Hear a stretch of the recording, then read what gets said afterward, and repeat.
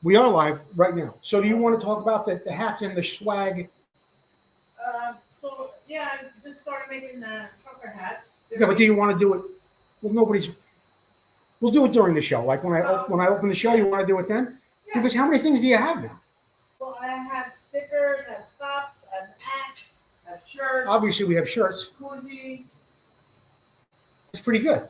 I have a lot of stuff. All right, and you know what we really have to make a concerted effort to do? What? Put it on the page with a way for people to pay right there, and I'll attach one of your links to your PayPal, Venmo, whatever you want to do. Okay. 6 o'clock. I have to Okay.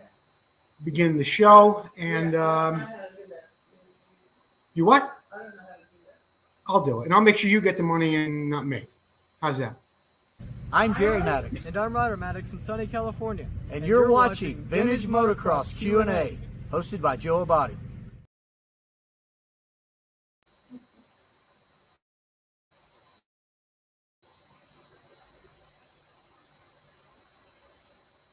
Okay. All right.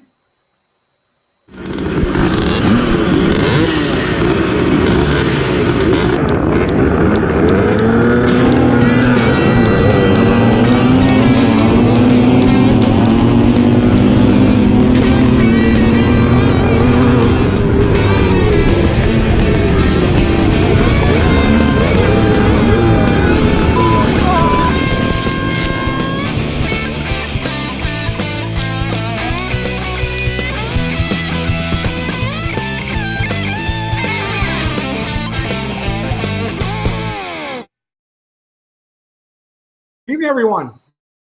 I'm Joe Abbate, and you're watching Vintage Motocross Q&A. Thank you for joining me tonight. We've got a great show lined up for you. We got a Moto showcase. We've got a real interesting works bike from Kawasaki that Brad Lackey sold last week.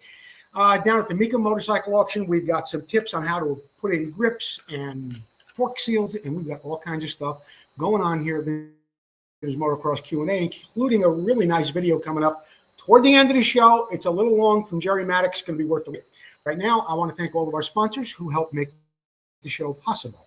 Motion Pro, Preston Petty Products, George Ackerman at the Moto Barn, Vintco, ReplicaMotorcycleParts.com, Racer X, Mike Chamberlain from High Desert Realty, Full Cycle Racing, and of course, the International Motocross Museum. Some of our supporters, of course, are doing a great job for us, including FastGuyStuff.com and Derf's Cycle. Don't forget, if you want to make a donation to the show, on our Vintage Motocross Q&A page, there is a link. It takes you right to the PayPal site. You do not have to be a member of PayPal. Any amount is appreciated. Any amount is appreciated. Vintage Motocross Q&A stickers. We're giving away a set of these tonight on the show. But if you are not the lucky type who wins things, you can buy some of these. 2 for $6. They are 2.5 or 3 inches by 5 inches. They look great on your truck or wherever you might want to stick them. As always, the lovely Susie is with me tonight. Susie? How's everything going there? Okay. What are we giving away tonight as far as the listener or viewer appreciation prize? We're giving a poster. We want to give away posters tonight. Yeah. Like this. Yes. Okay. We're going to give away some posters like that. Compliments of Terry Good and the International Motocross Museum. You can get a DeCoster poster, Hannah, Joel Robert, Marty Smith, and if you go over to the International Motocross Museum site, you could pick out from another Hannah poster on that Wild 125 in Ohio, and I think Terry's got a Roger DeCoster Roger DeCoster Honda poster there as well. Just how I see it. Just how I see it is a little segment I bring up now and then when I do see something that's a little different happening in the vintage motocross world, and as you may have heard, last week, a 1982 Kawasaki SR250 was sold at the Mika motorcycle auction in Monterey. The bike was owned by Brad Lackey. This is not a motorcycle that Brad Lackey raced. It sold for $71,500 plus a 5% buyer premium. While I'm thinking about it, I want to thank Bill Mashell of the Vintage Motocross Buyers and Sellers Price Guide page for keeping us up to date. I mean, up to the minute on what goes on at auctions throughout America, especially the Mika motorcycle auctions. So thank you, Bill, for helping me out with that page. In fact, you don't help me out. You run the whole page there by yourself. But Getting back to the Lackey SR250 71.5, I want to hear your thoughts throughout the show. Type them in. Susie will copy them down. I really want to know what you think. 71.5 for a Lackey bike, not a bike that Brad rode in the GPs. He never really rode a 250. But I want to know what you think about this bike, authenticity, the quality of it. And I'll tell you a little bit about the bike itself later on in the show. We'll get back to just how I see it. In the meantime, don't forget to keep sharing the show, whether you're on Facebook or you're on YouTube. We will be giving away a poster of your choice a little bit later on. Susie will be telling you about that. In the meantime, I want to get on with the next time try this segment. This week, we have something sent to us by Paul Knudsen. This is a very special video, and I'll tell you why. Paul really took some time to make the video. It's a 3-part video. A couple of minutes each one, a little long for a half-hour, 40-minute show. I'm going to show you the last video right now. Very, very interesting. But when you go on the website or on our Facebook page tomorrow, you'll see it in its entirety, and you'll see exactly what he did to get to the point he's at right now. And you'll see what I'm talking about. It's brought to you by Vinco. Keep the ride going. Let's see what Paul Knudsen has for us here tonight. On this left-hand grip, and I haven't pierced my fingers with the sharp ends of the safety wire. Now let me show you guys how to finish this up. If you have wire twisters, it's a lot easier, but you can also use side cutters like this. And the goal is to leave a little bit sticking out like so. So I have the side cutter backwards to do it. Using the wire twister, there's a pocket in there that'll give you pretty much the exact length of the pigtail that you need. So I'm going to come in here and snip these off. Just like so. And one more. Okay, now to finish this up, we need to just take this and, Amelia, come on. Why don't you come in this way a little bit so they can see how I'm going to bend it. I'm going to take the wire twisters and I'm going to just bend that lock wire over like so. So it's going to go in the grip. These ones here, I'm going to bend inboard like so and like so. And then I use the back side of my lock wire pliers and I'm going to just tap this in to the grip, make sure there's nothing sticking up.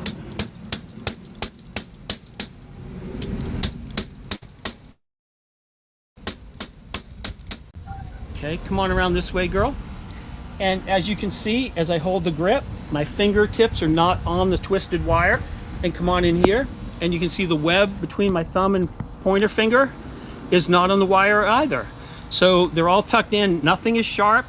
And if they do come up with time, you can always just take these and tap them back down again. Make sure they're in there nice and tight into the rubber, and you will have a great ride with no bloody hands.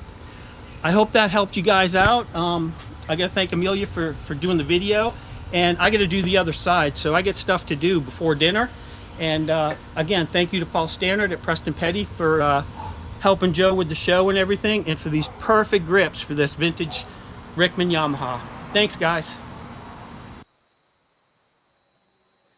If you go over to the Vintage Motocross Q&A page tomorrow, you'll see the first 2 parts of Paul's video. What he showed you there was very informative. You may know about it, you may have not known about it, but how he preps for that, what kind of wire he uses, what kind of cutter he uses, the special way he cleans up the bars and does things, you're going to find it very, very informative, I can assure you. Right now, we are going to hear from Vinco. We'll be right back with more Vintage I'm Gary Motocross. Chamberlain. You're watching Vintage Motocross Q&A with Joe Abbate.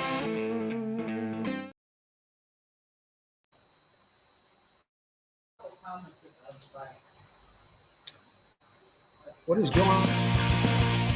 Vinco, who already has a full line of vintage parts, now has air shocks that are an exact duplicate of the original air shocks so popular in the late 70s. So whether you're looking to build a full racer or museum showpiece, these shocks will give you that incredible 70s look and improve your bike's performance. These new air shocks are fully rebuildable with Vinco rebuild kits, and all shocks are hand assembled in the USA with all new components. Every component is brand new. Just like the originals, our air shocks are adjustable with 2 chambers, high and low pressure, giving you tremendous flexibility for settings of your bike suspension. The Vinco air shocks come fully assembled and ready for installation, Just add air or nitrogen. The kits include the manual and spacers. Visit Ventco.com to check out the air shocks and all that Ventco has to offer to help you get back on track and to keep that ride going.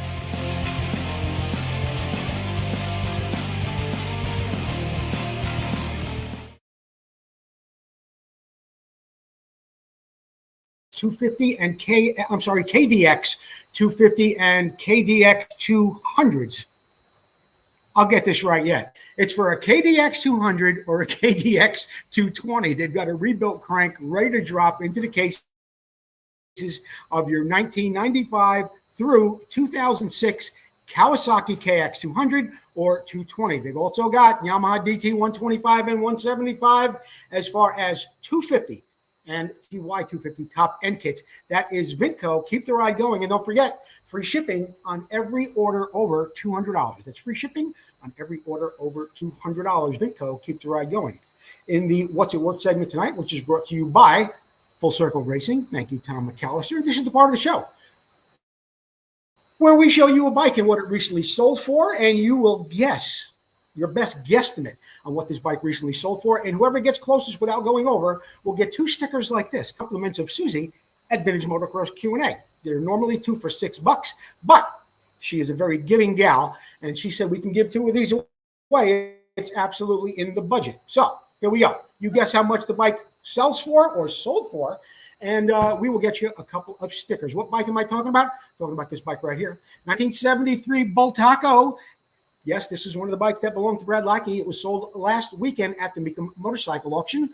This bike is from the collection of Brad. It's a ground-up restoration, and it was finished up in June of 2024. It was restored using all factory Bultaco parts. Bultaco, generally known for being lightweight and very, very competitive.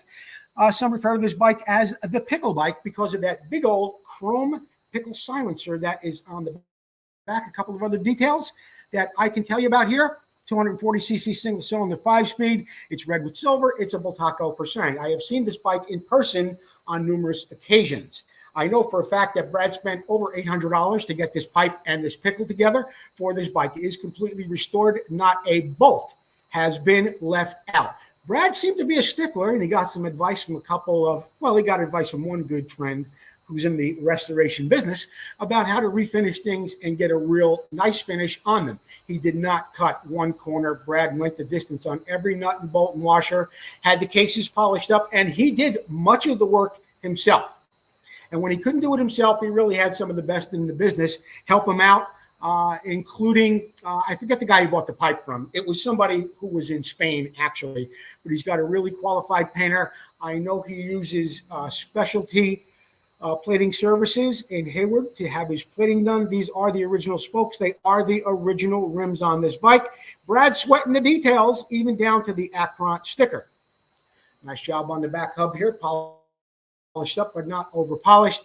Black on the conical side. A real nice look at the paint job.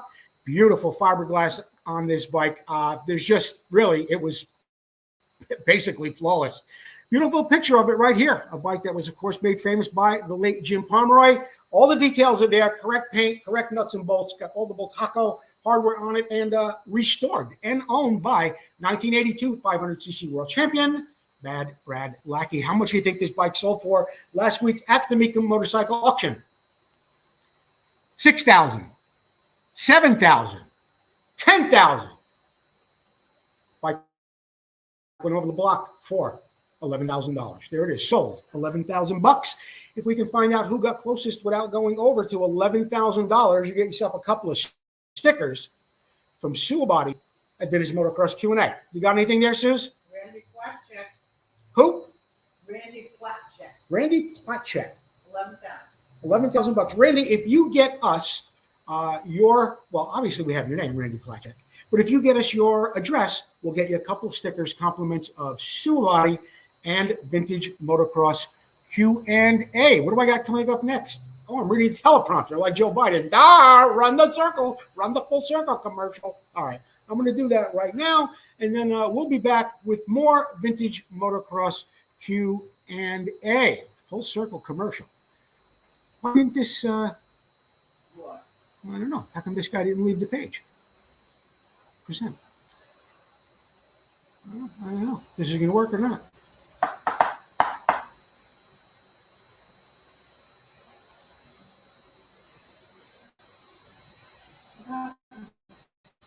I'm not really sure. I don't know why this video did not leave the screen as it should have.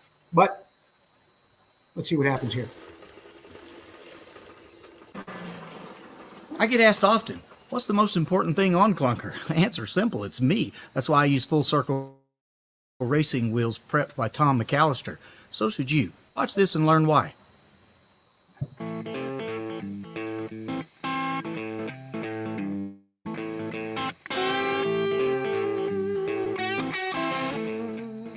When racing vintage motocross where suspension is very limited, your wheels can be the difference between winning or serious injury. We chose to run full circle racing wheels because of the super high quality materials and the heavy duty spokes used. Prepped by Tom McAllister, I have the confidence on the track to push way harder through the rough stuff and the bigger jumps, knowing my wheels are going to stay under me. Hey, Clunker may be 50 years old, but his wheels are brand new. And yours should be too. Call Tom McAllister at Full Circle Racing today.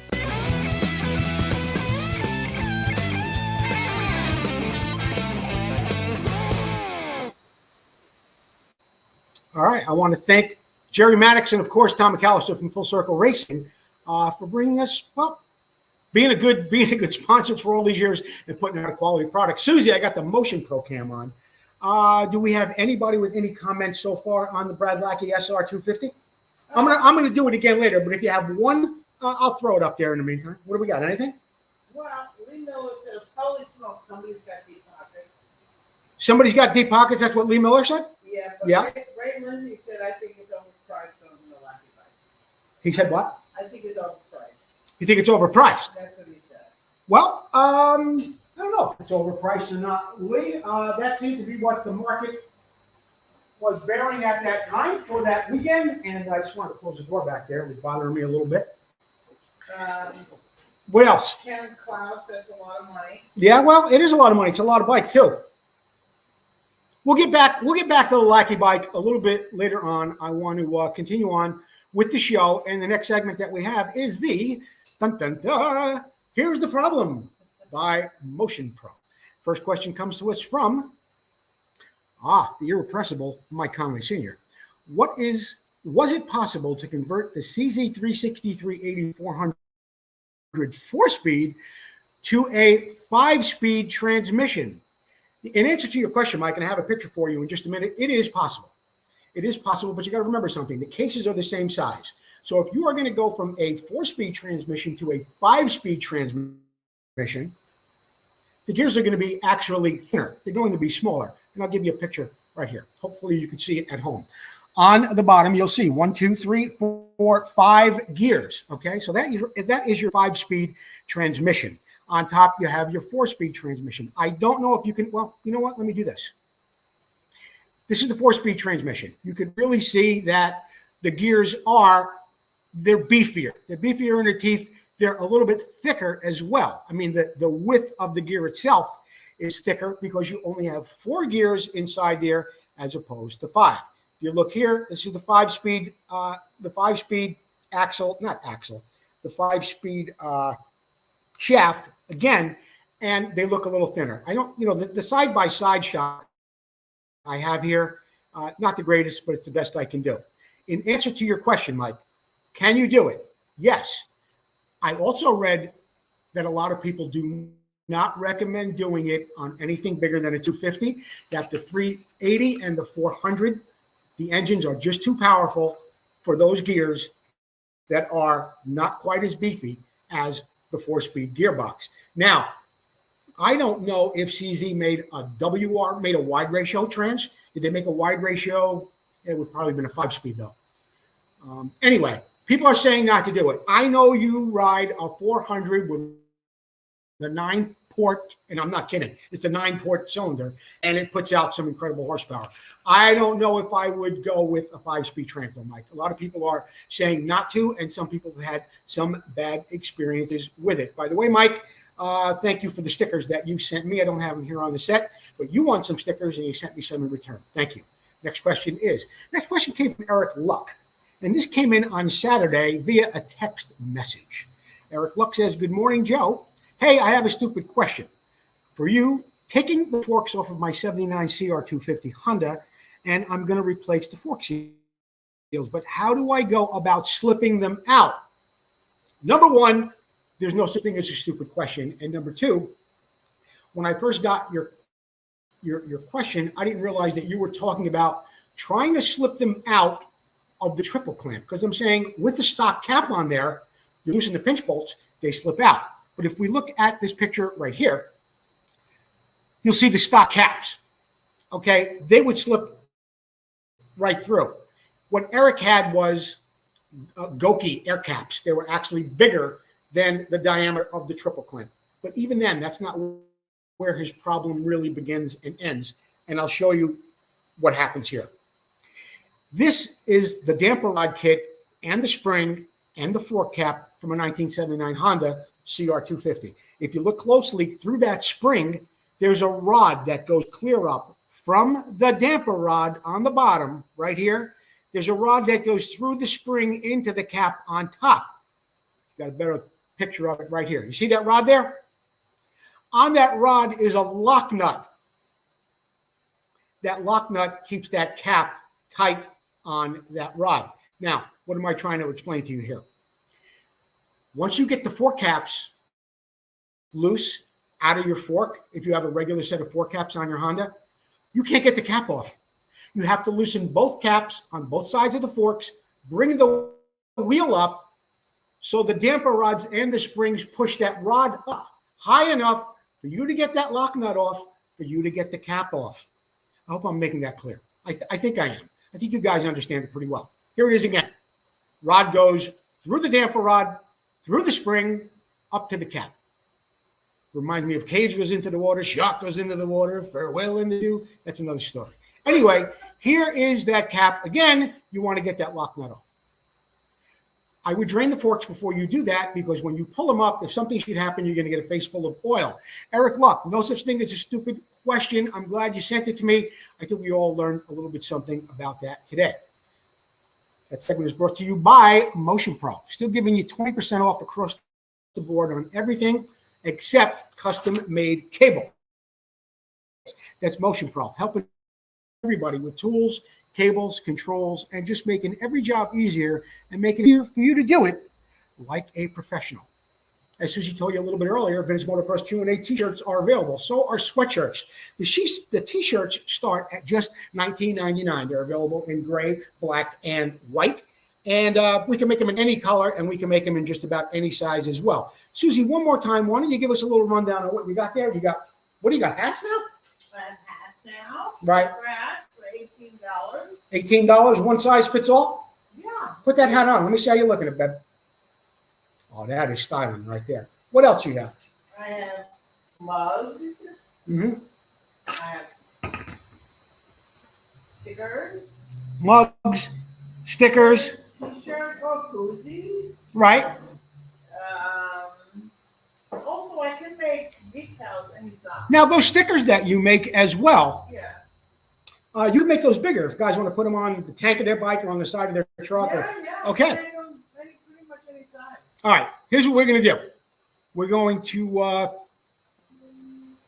know what? We're going to hear from Roger DeCosta in the International Motocross Museum. Then we will be back with more Vintage Motocross Q&A, I can assure you. Roger, where are you? Ah, there you are. The man. The Motorcycle Museum, it's something that in the US we're missing. There is places that have bike collections and all that, but nobody has specialized or nobody has the selection of real factory bikes that were ridden by the top riders as what Terry Good is putting together. And the most impressive thing is how passionate he has been about it. I mean, he has collected these bikes. I think he must have spent the last 20 years or more doing this and spend a fortune on it, I'm sure. And to see his passion still today after 2 years of being delayed and being challenged by the COVID situation, you know, it finally, he was able to pull it off, and it was really cool to see, I don't know, 400 or 500 enthusiasts following word by word, minute by minute, what was happening on the stage, even after we had been there for around the clock pretty much. And it was really cool, and it's something that in the future we can all be proud of it, and especially for Terry. It's like it became his mission for life, you know, and really cool. I'm Donnie Hansen. You're watching Vintage Motocross Q&A. We'll be right back.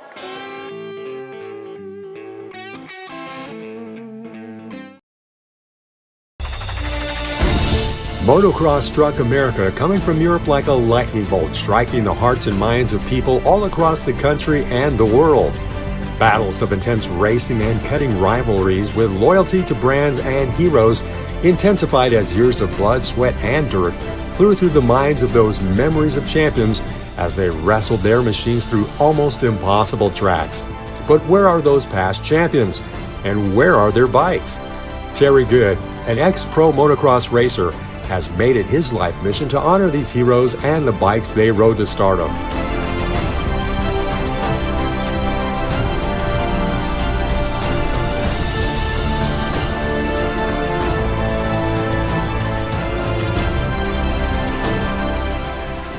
We raced, we rode, we lived and breathed motocross.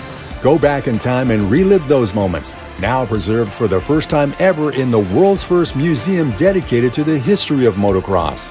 Our new building is in the gate. Help us get a great start and you can be part of history. Go to internationalmotocrossmuseum.org and become a part of our team.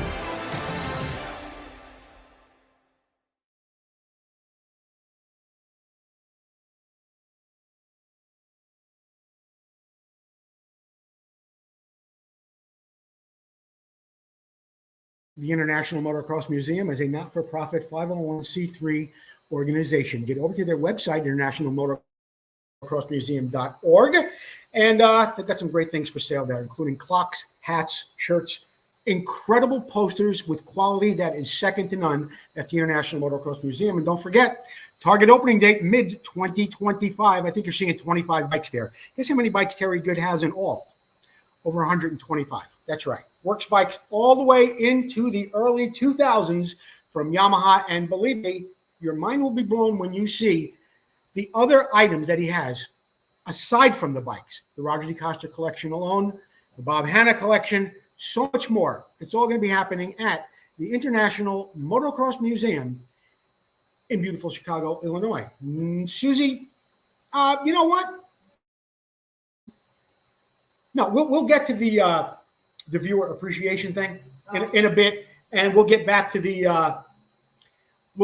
just how I see it with the Brad Lackey SR250 as well. Next up on the show, the Moto Showcase is brought to you by Preston Petty Products. Be sure to get over to PrestonPettyProducts.com, and you can get some of the fenders and number plates and all this cool stuff that we've loved since we were kids. Tonight's bike is sent in to us by Mark Alcorn. Mark Alcorn sent us in this little Honda XR80, I think it is. XR75, I'm sorry.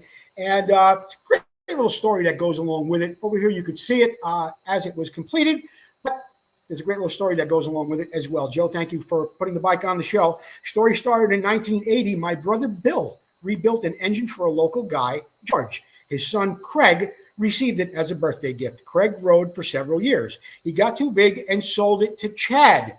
He rode it for a few years until he moved up. The current owner, Lewis, rode it until he ceased to run. Tired, the engine was broken, the tank was rusted, it was in terrible shape. You could call it doomed, so to speak. Lewis parked it in his parents' barn for hopefully that someday he was going to fix it up. Over the years, the bike got moved from barn into the elements that Lewis was unaware of. Fast forward to July 2023, Lewis asked if I would be interested in such a task for his 8-year-old daughter. I said yes, as a gift of labor only. Mark Alcorn, what a heart on you. He purchased the items. Dan Gray at Remix supplied many of the parts for this task. The tank was my gift to Lewis. I located a tank in Oregon, and Brian Fedigan painted it for me. He did all the work. The engine was stuck It was full of water. The tank and seat pan were rotted clear through, allowing water to fill the air filler housing straight into the engine. The cylinder head was not reusable. The drive chain had to be taken off. It was quite a mess, but as you can see here, everything I touched came back absolutely beautiful, and I was very, very happy to do the work for this young lady. And we have a picture of her here too, actually riding the bike for the first time. Here she is, right here. And that's a cute little story, Mark Alcorn, and certainly a very, very generous gift on your part. Do such a great job. Mark says, I want to thank everyone involved, from Mike Crowther from Edco to Dan Gray for most of the parts, including Brian Fedigan for that tank work. Mark Alcorn, what a beautiful gesture and what a beautiful job you've done on that tank. And you know what, Mark? About a month ago on the show, there was a CZ question, and I did not know the answer to it. I called you, and you gave me an answer. I called another CZ aficionado, and he gave me an answer. When I got on the show that Wednesday night, I sort of combined both answers, and it didn't come out quite as well as I had hoped. In fact, your information was correct, and the other gentleman's was not correct. I balled it together, and I put your name in there. My apologies, Mark Alcorn. It was an oversight on my part, and not to be full of myself, but was not good journalism as well. Anytime you've given me any information, Mark, it's always been on the money. It's always been correct. Thank you for sending this bike in. Get a hold of me. Actually, you don't have to get a hold of me. I know your address. I will send you a couple of stickers, compliments of Vintage Motocross Q&A. All right? I'm glad we got that straightened out. And we are going to run a commercial for Motion Pro, and then we're going to be back in just a second. I'm Doug Grant. You're watching Vintage Motocross Q&A. We'll be right back.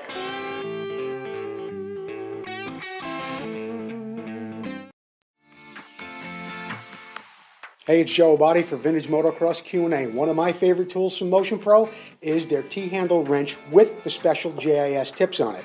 What I really like about it is there's a little opening on each end. You can put your tip in there. It's magnetic. You don't have to worry about losing it. This is a great item to have, especially for you vintage guys, where you've got your screws with JIS screws in the cases. They're very, very hard to get out.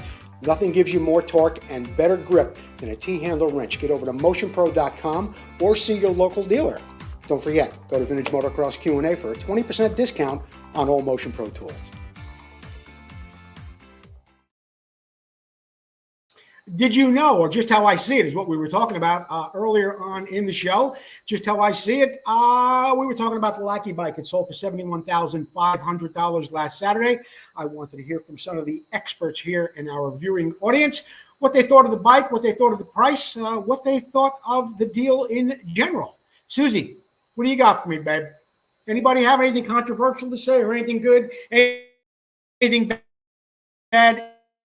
Everybody thought it was the greatest bike in the world. What do we got? Robert Frigon? Yeah. Robert Frigon, yes. He says that he thinks it was okay because it was Brad's bike. Well, it wasn't Brad's bike per se. Brad owned the bike. It has been in his collection. It was not raced by Brad. And it said that. I think that was, well, I think that's been pretty clear, as this bike has been for sale a couple of times over the past couple of years. Brad owned it. Brad owned it, but it was not raced by Brad. He's owned it for a long time. But then he never raced. No, it's a 250. It is a factory bike. It's a factory bike that Brad bought and restored. That's correct. Actually, there were some people that helped him along the way restore this bike. One of them was the late Johnson, Steve Johnson. Steve Johnson is a factory Kawasaki mechanic. He was actually Brad's mechanic at Kawasaki at one time. He had his hands involved in the bike at some point. And just want to get back at this picture one more time because this bike is phenomenal. It's just an incredible looking bike. The gas tank was reproduced. Gas tank was reproduced by J.P. Morgan. I almost said E.F. Hutton. J.P. Morgan actually replicated the tank for this bike. So Patrick Johnson or Steve Johnson was involved in it at some point, and then it was passed back to Brad. He did some things on it for a while. Then another guy who was a car mechanic from somewhere up in, I don't know, Petaluma, Sacramento. I don't know. He got his hand involved in it, but he didn't have the bike very long. Brad got it back. JP Morgan helped him out. A few other guys helped him out with a few things. And there it was. And that was it. And it went for $71.5.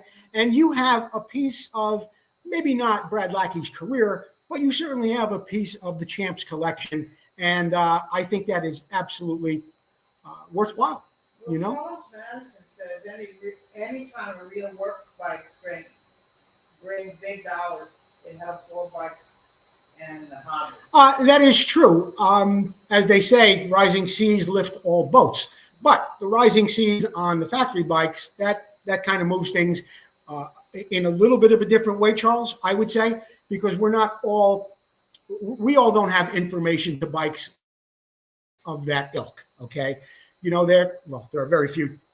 There's only one Terry Good in the world. There are other people who have large collections, not factory works bikes, but they do have works bikes in their collections, a few here, a few there. We don't really know what those bikes change hands for.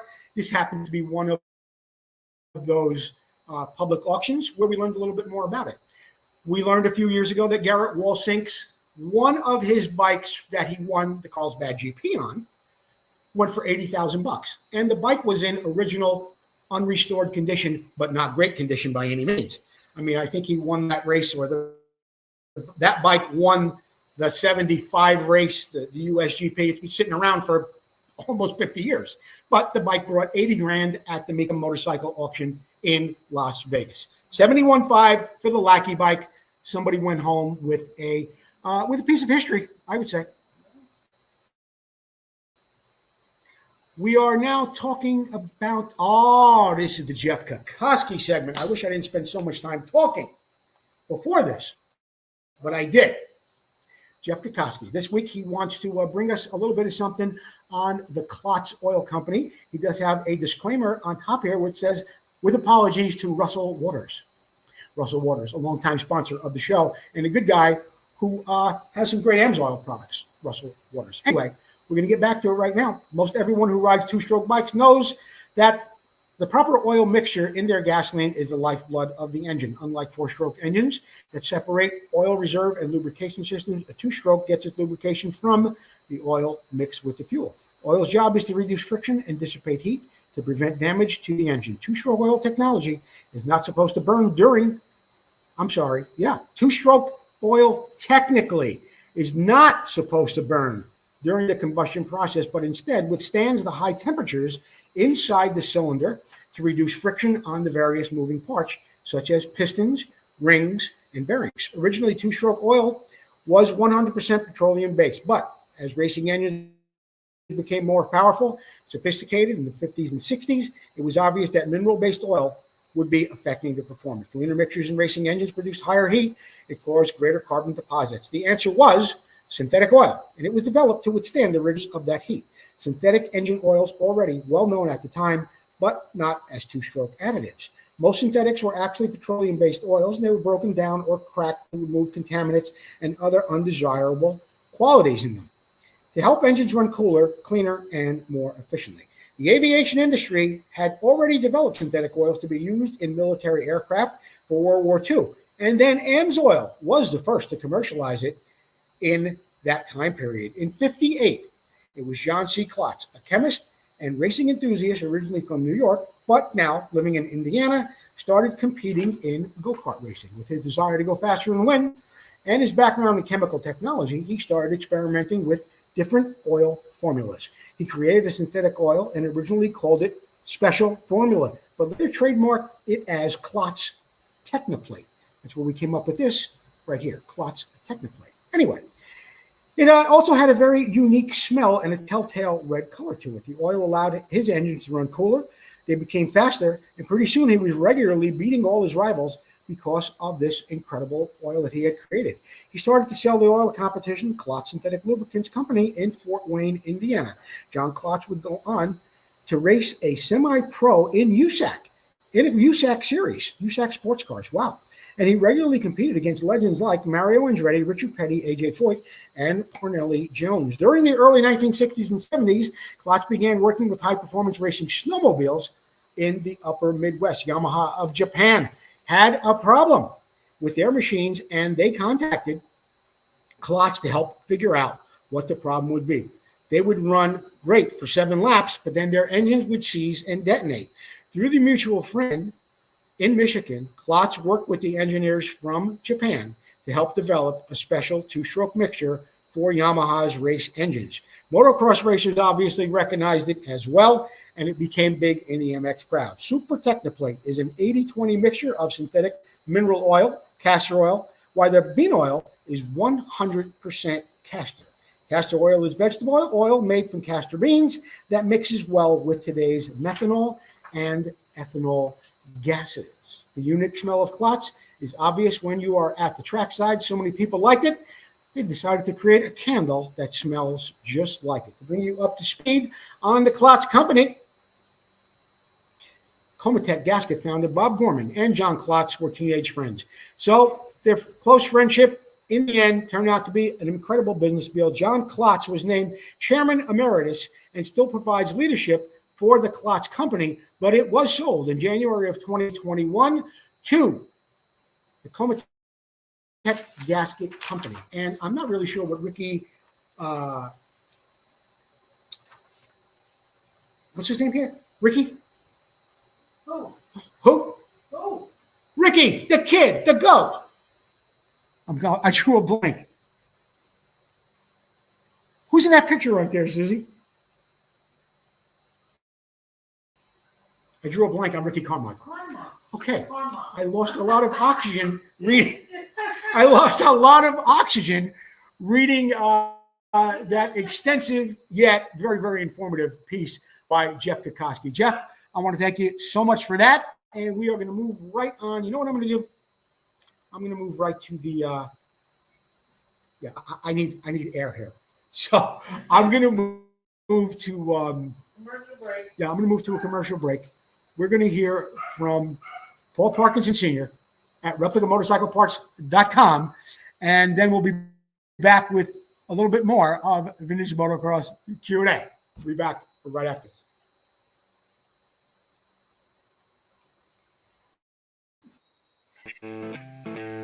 Hi, I'm Paul Parkinson with Replica Motorcycle Parts.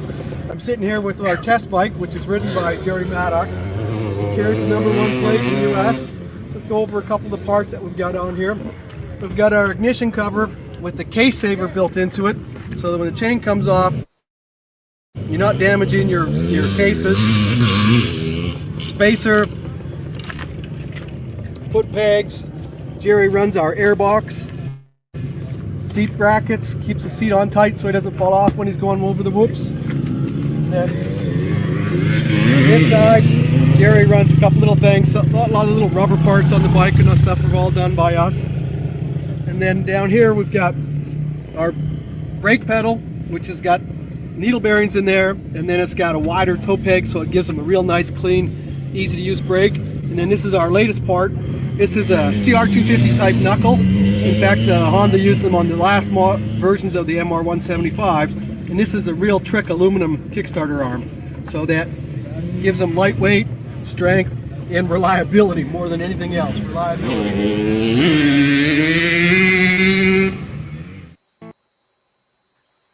All right, let's get back to the show. Susie, what I want to know is right now, who is our viewer appreciation winner this week?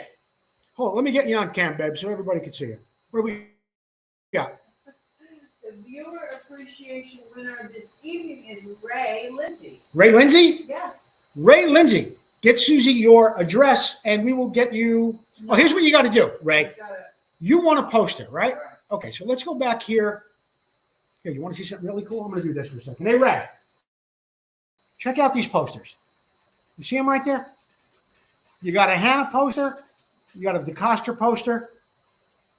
You got a Marty Smith poster, and you got a Joel Robert poster up there, okay? But if you go over to the International Motocross Museum, there are more posters. Go pick one, send me your address. I will get it to Terry Good, and then we will get you the poster of your choice, compliments of the International Motocross Museum, okay? Congratulations to Lee. What's his name again, Susie? Ray Lindsay. Ray Lindsay. I don't know. I drew a blank here before with Ricky Carmichael. That's what I get for making fun of Joe Biden. Anyway, let's get what? Where were we? Oh, we were. You know what we were talking about? What? We were talking about Paul Parkinson's Jr. and ReplicaMotorcycleParts.com. You just saw that great commercial. They make a zillion parts for all these bikes. Of course, the pickle silencer, I rave about that every week for your 73, 74 Honda CR250 and 125s. They have chain guides for your KXs and oodles of other stuff as well. I put up a post this morning for the ReplicaMotorcycleParts.com guys, and it showed the Kickstarter knuckles for the CR125 and CR250. There's so much more there. Go to their website, ReplicaMotorcycleParts.com. This Week in Motocross History is brought to you by Racer X, available on your newsstand now, also available online. It's 1973. Big things are happening at Yamaha in the 250 GPs as Swedish rider Håkan Andersson swept both motos in Sweden to clinch the 250cc World Championship, ending Suzuki's Joel Robert stranglehold on the crown. Robert had torn his knee up earlier in the season and was a non-factor in the championship standings. German Mako rider Adolf Veal ended up second, and Finnish Husqvarna rider Heikki Mikkola finished third that day. 1978, Metrolina Speedway in North Carolina, Team Yamaha's Rick Lumberjack Brigette went 1-1 to take the 500cc national title win ahead of Suzuki's Darrell Schultz and Bassett Racing, Yamaha's Rocket Rex Staten. Honda riders Tommy Croft and Marty Smith rounded out the top five. In the 125 class, Kawasaki's Galen Mosier earned his first AMA national win, as well as Kawasaki's first win in the 125 class. I didn't know that about Galen Mosier, that he won a 120, his first 125, his first national win was on a 125 Kawasaki. Very, very interesting. Now we learned a little bit of motocross history there. Let's move on. 1995. In Japan, Stefan Everts was putting the finishing touches on the 1995 FIM 250cc World Motocross Championship with a 2-1 victory. In doing so, Everts became the first Kawasaki rider to win a World Motocross title. Some really good, interesting history tonight on Kawasaki between Mosier on the 125, of course, Stefan Everts on the 125, or 250 rather, winning a World Championship. Vintage Motocross Q&A sponsorship opportunities are available, but if you want to become just a supporter of the show, get a hold of me for $50. We'll get your name up on the board. It'll be up on the board back here with everybody else. We're going to have a rotating thing happening soon where people's names are coming up on a monitor. You're going to get a T-shirt of your choice. And when I say choice, I mean size, of course, and color. Gray, white, black, for just $49.95. We're going to be running a little program on this, a little special on this day to day, because not everybody gets a chance to watch the show live, and more people seem to see our advertisements as well on the Vintage Motocross page and through our post as well. So if you want to become a sponsor of the show, that would be welcome as well. Two of the hardest working people in Vintage Motocross. They put on one hell of an event after the next. Debbie and Scott Burnworth. Their next round is coming up at Glen Helen on October 5th. It'll be here before you know it. Susie, Yes. we gave away the Posters. we gave away the posters Yeah. to Lindsay. Yep. And Randy Potchek got stickers. Randy Platchek got the stickers. Okay, fine. Now I know. We're working hand in hand with my buddy Ben over at the Vintage Mini Bike Lovers podcast. They do not have a live show every week. They had one on August 11th. They have a new one coming up on September 11th. Check out Ben's Vintage Mini Bike Lovers podcast on Facebook. It's never too early to get ready for the York Swap Meet. Yep, it's going to be in the frozen tundra of January on the 12th. But let me tell you something. It'll be here before you know it. Save the date. January 12th, the York Swap Meet in York, Pennsylvania. I will be there again this year. I can't wait. I have a great time. See all my friends from the East Coast. There's a great bike show there all the time. And Bill Naselride and the gang, Mike Slate, so many more. I just love spending time out there in the winter with the guys from the York Swap Meet. Now, as you want to go with me this year? All right, you heard it here Susie's going to be there as well. Now, as I mentioned, Jerry Maddox had a great video that he sent in to us. It's a little lengthy, but it's got some really cool stuff in it from his race last week at Mexico, at Moto Masters in Mexico. So let's get a look at that. And from there, I think we're gonna back out of the show right from there. All right, I'll get Gino. You can get Gino, and let me see if I have where I have.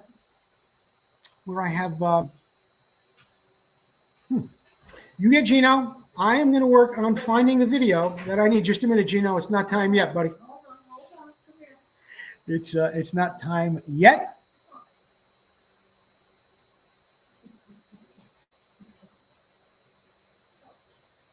And we're going to find it in just a second here. The Jerry Maddox video.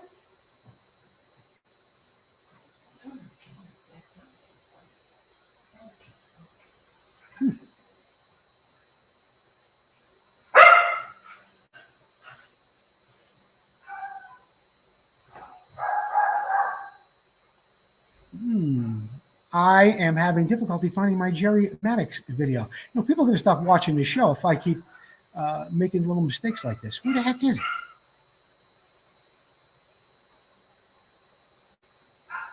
Well, I can't find it, and the silence is deafening. So we're going to have to run it next week on Vintage Motocross Q&A. I apologize for that, and I don't think it's here. Go back down. Go back down. Come No, on. I don't think it is here.